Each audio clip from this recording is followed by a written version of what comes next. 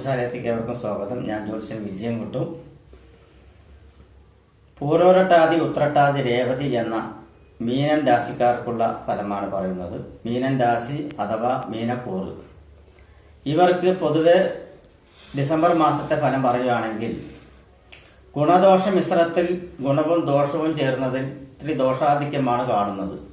തൊഴിൽ മേഖല കുറച്ച് മന്ദഗതിയിൽ പോകാനുള്ള സാധ്യതയും തൊഴിലിൽ പരാജയം നേരിടുന്ന ഒരു രീതിയും ഉണ്ടാവുകയും മനസ്സ് കഷ്ടപ്പെടുകയും കുടുംബങ്ങളിൽ പരാജയപ്പെടുകയും ജനമാധ്യത്തിൽ ലേശം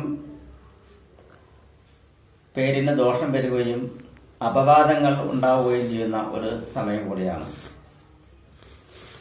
അതുപോലെ തന്നെ എല്ലാ മേഖലയിലും പ്രവർത്തിക്കുന്നവർക്കും പൊതുവെ ഒരു മന്ദഗതി തന്നെയാണ് ഉള്ളത്. ഗവൺമെന്റ് സംബന്ധമായിട്ടുള്ള ജോലിയിൽ പ്രവേശിക്കുന്നവർക്കെല്ലാം അബദ്ധവശാൽ ജോലിയിൽ തകരാറുകൾ വരുന്നത് മൂലം മേലധികാരികളുടെ ചീത്തയ്ക്ക് അഭിമുഖമായിട്ട് വരികയും അതിൽ മനസ്സ് വേദനിക്കുകയും ചെയ്യുന്ന ഒരു പ്രവണത ഉണ്ടാവും. സിനിമാ മേഖലയിൽ പ്രവർത്തിക്കുന്നവർക്കും സമയം അനുകൂലകരമല്ല. അവർക്ക് കുറച്ചുകൂടെ താമസിച്ച് ഈ അനുകൂല സ്ഥിതി വരികയുള്ളൂ. 9-ൽ വ്യാഴം ഉണ്ടെങ്കിലും കർമ്മസ്ഥാനത്തിലുള്ള ശനി ഭയങ്കര ദോഷം തന്നെയാണ് കാണുന്നത്. ചാരവശാലുള്ള സ്ഥിതിയും അത്ര നല്ലതല്ല. വിദ്യാർത്ഥികൾക്ക് പഠനത്തിൽ അലസതി ഉണ്ടാവും.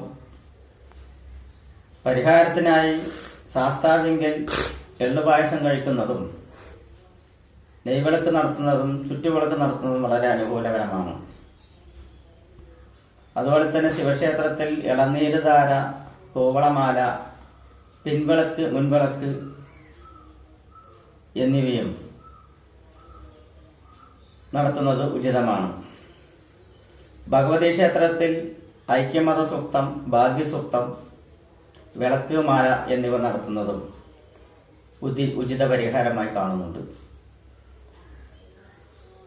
മൊത്തത്തിൽ ചിന്തിക്കുകയാണെങ്കിൽ മീനക്കൂറുകാർക്ക് പൊതുവെ ഗുണദോഷ മിശ്രത്തിൽ കുറച്ച് ദോഷാധിക്യം തന്നെ പറയാം. ഈ പരിഹാരങ്ങൾ ചെയ്യുന്നത് വർഷം കുറച്ച് ദോഷഫലങ്ങൾ മാറി ഗുണഫലങ്ങൾ വരുവാനുള്ള സാധ്യത കൂടുതലായി കാണുന്നുണ്ട്.